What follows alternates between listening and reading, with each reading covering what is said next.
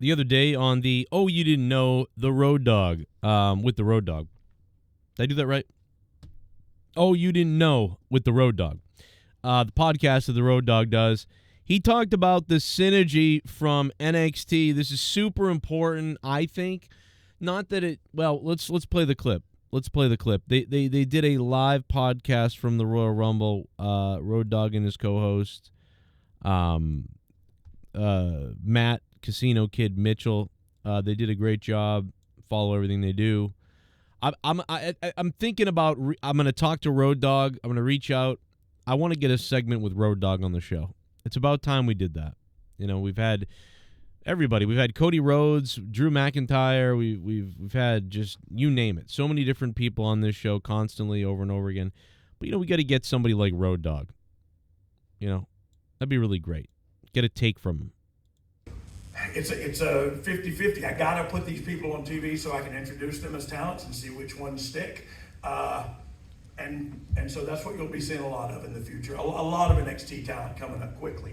How much is some of the roster going back down, the Barons and how much of that helped them? So it helped them a ton, yeah. Especially when draft day comes. And look, especially in the past, I'll say the words we didn't give a crap what was going on down there. We would just take them. And now we're going to do with them what we will.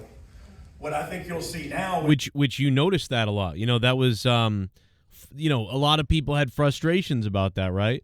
Because, and which I get it. You know, you got a guy down there, whatever he's doing, I don't know. But up here, hey, man, we're looking for a manager, looks kind of like this. He can talk well on the mic. He can do that sort of thing. Oh, well, you know, we got this Adam Cole guy or we got this other thing and we can do something with him. All right, let's bring him up. But, you know, in one, NXT has about, let's say NXT has about 1 million active viewers, 1 million possible viewers. Mostly they get about 800,000 views. But there's about 1 million people who are actively viewing, NXT, I think, off and on at least, but fairly consistently, almost.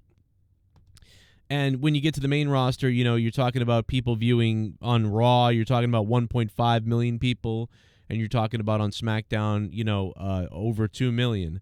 So, about, let's say at least half the audience. Half the audience knows this person and what they've been doing, and they're used to it in one way or the other. But now, you're deciding to make them some other character or something else. And, sometimes that works, but a lot of times it doesn't. And I think there are. I think if you're going to bring in someone as a completely different character, they either have to spend a lot of time off air, or they need to have been taken off air for a while in NXT, or they need to be coming from the training facility where they weren't really on NXT that much, and they didn't have time to gain traction with the current audience, that sort of thing.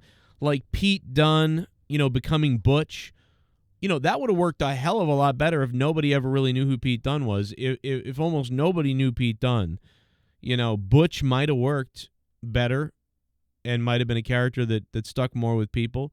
But there's always this fight going on between the audience of like, no, he's Pete Dunne, what the hell? No, he's Butch, it's and the audience is kind of like fighting. Like one half of the audience kind of accepts it and doesn't care either way, and the other half is like, what is this? And the guy never, and then they finally just go, just make him Pete Dunne again, Jesus.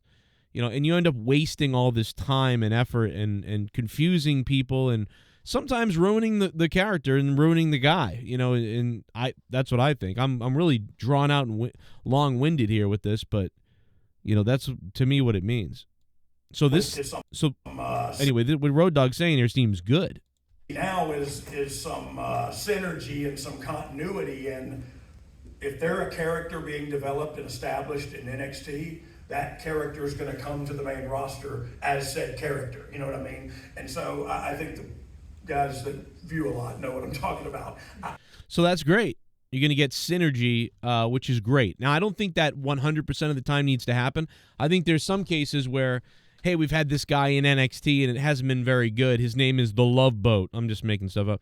His name is The Love Boat, and he comes out and he tells everybody he loves everybody. He's like Brother Love too. And but it's terrible and nobody likes it and he's going nowhere. But he's really good in the ring and he's got a good finisher and he's great on the microphone. And you know, the main roster needs to bring in some new heel who can right away jump into the main event with somebody for the Intercontinental title or something. Well, I'm not against bringing up the Love Boat and calling him something different and being a whole different guy.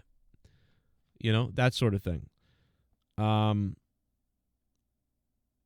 And so that there are exceptions, I think, that need to be made and could be made. I would think that I'm sure Road Dogg and those guys would do that, or the guys at the top, whoever's making the decisions. But overall, it's good to hear that a guy can start, and you know, because in the end, if he's been in NXT for 1 or 2 years, chances are, you know, that the character has gained some kind of following or momentum, believability, or some kind of commitment by the audience and by the wrestler and character himself. So, you know, you want to see that, you know, attempted or graduate to the main roster. Hey, man, like many people did, you know, like Sasha Banks. Sasha Banks was in NXT. I believe Sasha Banks started as like an 8 out of 10 and moved her way up to like a 9, you know, out of 10 competitor in NXT. Her lore, I bought her merchandise. But when she got to the main roster, she's kind of always been like off and on and up and down and all over. You know, they've given her lots of opportunities. But she's always survived as Sasha Banks.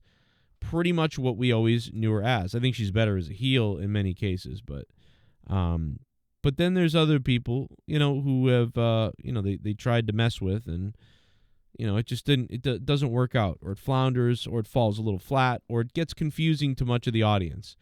And let's be honest, again, like I said, half the NXT audience is half the audience now. Now half of your audience on Raw and SmackDown, for the most part, they're watching NXT, or at least a good portion of them are. You know, 1/4, probably 2/4.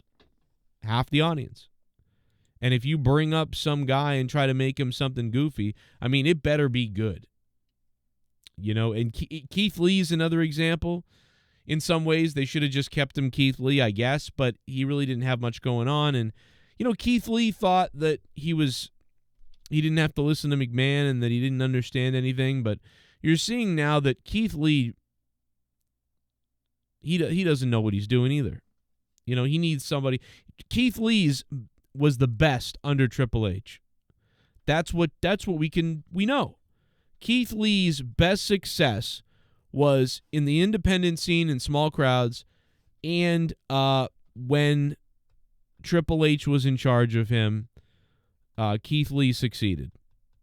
But Keith Lee's own ideas, not good, it seems like. Keith Lee under Vince McMahon, not good because he wouldn't commit to it, not good. And then Keith Lee goes to AEW and says McMahon's nuts, and, you know, everything they wanted me to do is crazy, and I just want to be whatever. Not good. So the only person that can help make Keith Lee be better is Triple H. It's not Tony Khan. It's not Keith Lee. And it wasn't Vince because Keith wouldn't listen to Vince. It's Triple H. So Keith, if you're listening and AEW makes you an offer, say no. If you're listening and Triple H makes you an offer, say yes. Because that guy knows how to book you. And we've gone off the rails into a completely different tangent than I started this video on. But what do you guys think about everything I said? What do you think about what the Road Dogg said in the synergy of NXT going to the main roster? I think it's great. Sounds good to me. I'm Joe Cronin. Hit the like button, comment down below, and let me know what you think. If you leave a super thanks, the biggest one, I'll pin it to the top of the stream. And, of course, follow me on my producer's Twitter, at MetaWorld Online on Twitter, or X. They stole DX's spot there. And Instagram, I'm at Joe Cronin Show. Facebook.com/Joe Cronin Show. Patreon.com/Joe Cronin Show.